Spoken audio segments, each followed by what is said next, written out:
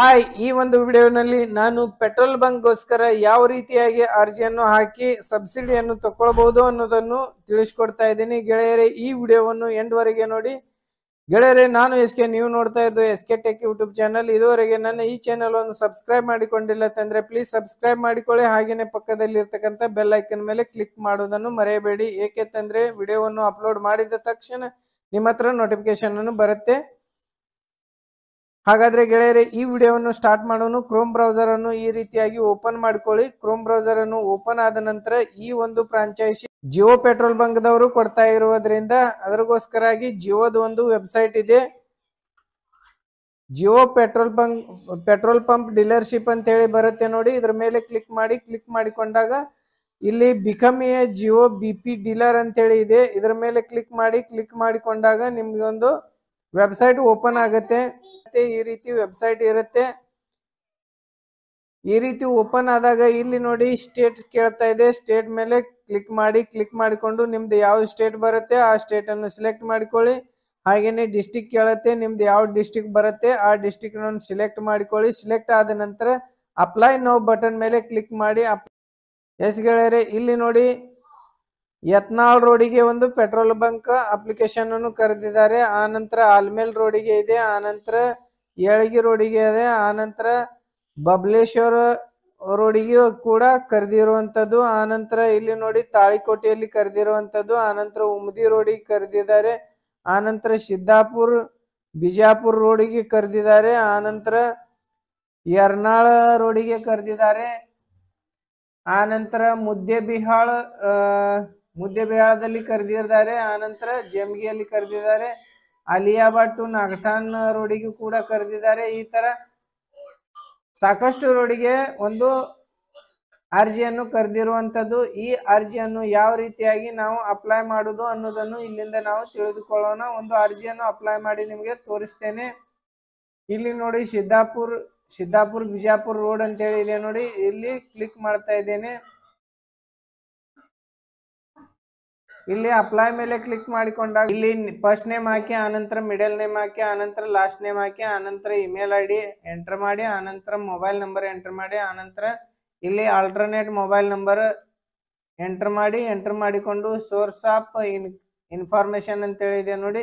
ಈ ರೀತಿಯಾಗಿ ಒಂದು ನೀವು ಯಾವ ಒಂದು ಆಡ್ ಮುಖಾಂತರ ನೀವು ಈ ಒಂದು ಪೆಟ್ರೋಲ್ ಬಂಕ್ ದ ಅಡ್ವರ್ಟೈಸ್ಮೆಂಟ್ ನೋಡಿದೀರಾ ಅನ್ನೋದನ್ನು ಇಲ್ಲಿಂದ ಸಿಲೆಕ್ಟ್ ಮಾಡಿಕೊಳ್ಳಿ. ನಾನು ಡಿಜಿಟಲ್ ಆಡ್ ಮುಖಾಂತರ ನೋಡಿದ್ದೀನಿ, ಹಾಗಾಗಿ ಡಿಜಿಟಲ್ ಆಡ್ ಅಂತೇಳಿ ಸಿಲೆಕ್ಟ್ ಮಾಡ್ಕೊಳ್ತಾ ಇದ್ದೇನೆ. ಆನಂತರ ಡಿಜಿಟಲ್ ಆಡ್ ಸೋರ್ಸ್ ಅಂತ ಹೇಳಿದೆ, ಇದ್ರ ಮೇಲೆ ಕ್ಲಿಕ್ ಮಾಡಿ.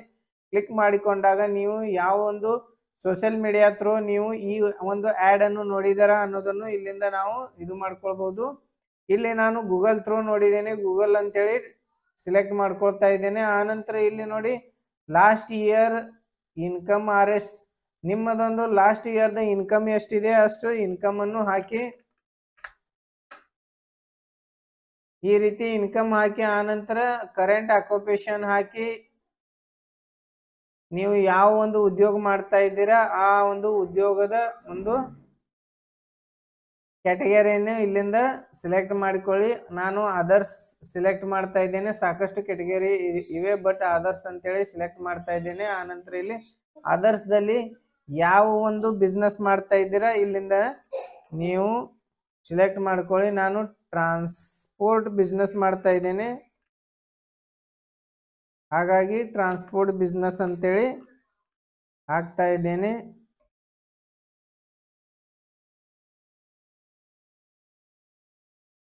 ಟ್ರಾನ್ಸ್ಪೋರ್ಟ್ ಬಿಸ್ನೆಸ್ ಅಂತೇಳಿ ಹಾಕಿಕೊಂಡು ಅಡ್ವರ್ಟೈಸ್ ಲೊಕೇಶನ್ ಡೀಟೇಲ್ಸ್ ಅಂತೇಳಿ ಇಲ್ಲಿ ಕೇಳ್ತಾ ಇದೆ ನೋಡಿ. ಇಲ್ಲಿ ಆಟೋಮೆಟಿಕ್ಲಿ ತನ್ನಿಂತಾನೆ ತಗೊಂಡಿದೆ, ಇದು ಎಲ್ಲವೂ ಕೂಡ ಆಟೋಮೆಟಿಕ್ ತಗೊಂಡಿದೆ. ಆನಂತರ application details, proposed location address ಅಂತೇಳಿ ಕೇಳ್ತಾ ಇದೆ ನೋಡಿ. ಇಲ್ಲಿ set land location on map ಅಂತೇಳಿ ಇದೆ. ಲ್ಯಾಂಡ್ ಎಲ್ಲಿ ಬರುತ್ತೆ ಅಲ್ಲಿ ಮ್ಯಾಪ್ ಥ್ರೂ ನೀವು ಇಲ್ಲಿಂದ ಸಿಲೆಕ್ಟ್ ಮಾಡಬಹುದು, ಅಥವಾ ಇಲ್ಲಿ ಅಡ್ರೆಸ್ ಕೊಟ್ಟು ಕೂಡ ಸಿಲೆಕ್ಟ್ ಮಾಡಬಹುದು. ಸಿಲೆಕ್ಟ್ ಮಾಡಿ ಆನಂತರ ಇಲ್ಲಿ ಸ್ಟೇಟ್ ಸಿಲೆಕ್ಟ್ ಮಾಡಿ, ಆನಂತರ ಇಲ್ಲಿ ನಿಮ್ದೊಂದು ಸಿಟಿಯನ್ನು ಸಿಲೆಕ್ಟ್ ಮಾಡಿಕೊಳ್ಳಿ. ಇಲ್ಲಿ ಡಿಸ್ಟ್ರಿಕ್ಟ್ ಅನ್ನು ಸಿಲೆಕ್ಟ್ ಮಾಡಿ,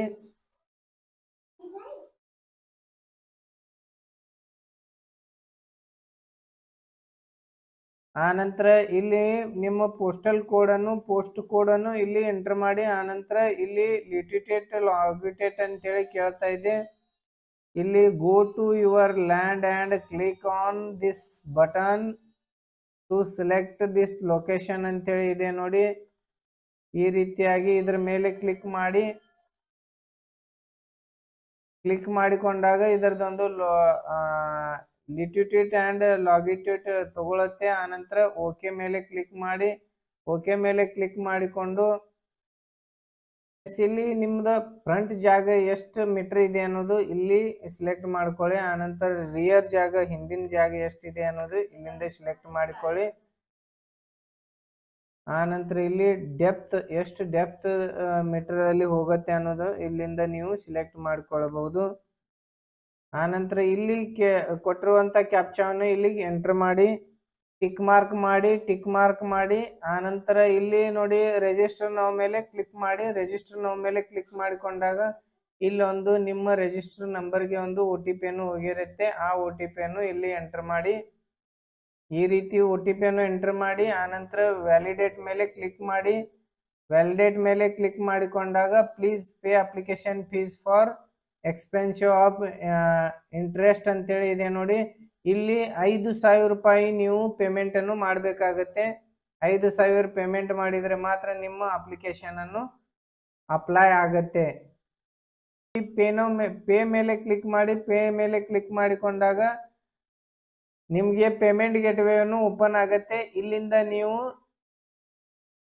ಏನಾದರೂ ನೀವು ಪೆಟ್ರೋಲ್ ಬಂಕ್ಗೋಸ್ಕರ ನೀವು ಅಪ್ಲಿಕೇಶನ್ ಅನ್ನು ಹಾಕಲು ಇಚ್ಛಿಸುವಲ್ಲಿ ಈ ಪೇಮೆಂಟ್ ಅನ್ನು ಪೇ ಮಾಡಬೇಕಾಗತ್ತೆ. ಪೇ ಮಾಡಿದಾಗ ನಿಮ್ಗೊಂದು ಅಕ್ನಾಲಜ್ಮೆಂಟ್ ನಂಬರ್ ಸಿಗತ್ತೆ.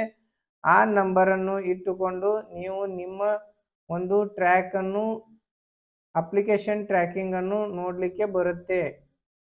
ಈ ವಿಡಿಯೋವನ್ನು ಇಷ್ಟವಾದರೆ ಲೈಕ್ ಮಾಡಿ, ಶೇರ್ ಮಾಡಿ ಮತ್ತು ಏನೇ ಡೌಟ್ಸ್ಗಳು ಇದ್ರೂ ಕೂಡ ಕಮೆಂಟ್ ಬಾಕ್ಸ್ದಲ್ಲಿ ಕಮೆಂಟ್ ಮಾಡಿ ಕೇಳಬಹುದು. 24 hours ನಿಮಗೆ ಸರ್ವಿಸನ್ನು ಕೊಡಲಾಗುವುದು. ಹಾಗೆಯೇ ಗೆಳೆಯರೇ, ನೀವೇನಾದರೂ ಈ ಬೈಕ್ಸ್ಗಳನ್ನು ಖರೀದಿಸಬೇಕಾದ್ರೆ ನನ್ನನ್ನು ಸಂಪರ್ಕಿಸಬಹುದು. ಅಲ್ಲಿ ಕೇವಲ ಬುಕ್ಕಿಂಗ್ ಅಮೌಂಟ್ 15,000ದಿಂದ ಸ್ಟಾರ್ಟ್ ಇದೆ. ಬುಕ್ಕಿಂಗ್ ಕೂಡ ಮಾಡಿಕೊಂಡು ಅದರ ಥ್ರೂ ಕೂಡ ಬಿಸ್ನೆಸ್ ಮಾಡಲಿಕ್ಕೆ ಬರುತ್ತೆ. ಅದು ಯಾವ ರೀತಿ ಅನ್ನೋದನ್ನು ತಿಳಿದುಕೊಳ್ಳಲು ಈ ವಿಡಿಯೋದ ಡಿಸ್ಕ್ರಿಪ್ಷನ್ ಬಾಕ್ಸ್ದಲ್ಲಿ ಇರ್ತಕ್ಕಂಥ ಲಿಂಕಿನ ಮೇಲೆ ಕ್ಲಿಕ್ ಮಾಡಿಕೊಂಡು ಜೂಮ್ ವೆಬಿನಾರ್ಗೆ ಜಾಯಿನ್ ಆಗಿ ಅಲ್ಲಿ ನಿಮಗೆ ಎಲ್ಲ ಡೀಟೇಲ್ಸನ್ನು ತಿಳಿಸಿಕೊಡಲಾಗುತ್ತದೆ. ಹಾಗೆಯೇ ನಿಮ್ಮ ಏನಾದರೂ ವೆಹಿಕಲ್ ಇನ್ಶೂರೆನ್ಸನ್ನು ಮಾಡಬೇಕಾದ್ರೆ www.sanjeevkare.com ಈ ಒಂದು ವೆಬ್ಸೈಟ್ನಲ್ಲಿ ನೀವು ನಿಮ್ಮ ವೆಹಿಕಲ್ದ ಇನ್ಶೂರೆನ್ಸನ್ನು ರಿನ್ಯೂವಲ್ ಮಾಡಿಕೊಳ್ಳಬಹುದು. Thank you so much.